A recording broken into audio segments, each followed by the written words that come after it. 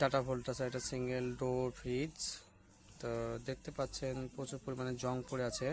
এই জংয়ের কারণ থেকে গ্যাস লিকেজ হয়ে গেছে, মানে পাইপগুলো জং পড়ে গেছে, জং কারণ থেকে এগুলো গ্যাস লিকেজ হয়ে গেছে।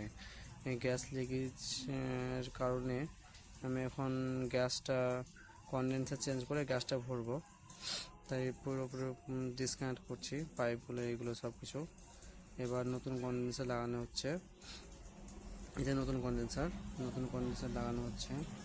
এরপরে পাইপগুলো ঝাল দেওয়া হচ্ছে পাইপগুলো। ঝাল দেওয়ার পরে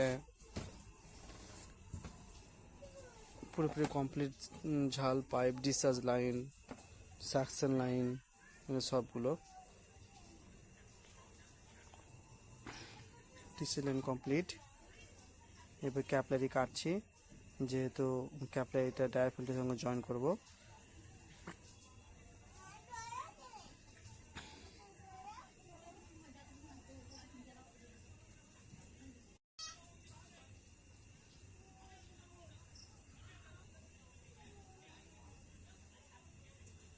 এটা পুরোপুরি জয়েন হচ্ছে, ক্যাপলারির সঙ্গে ডায়ার ফিল্টার জয়েন হয়ে গেল।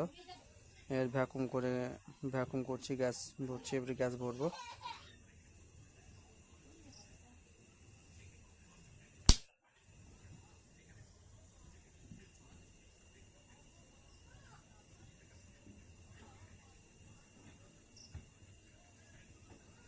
গ্যাস ভরা কমপ্লিট।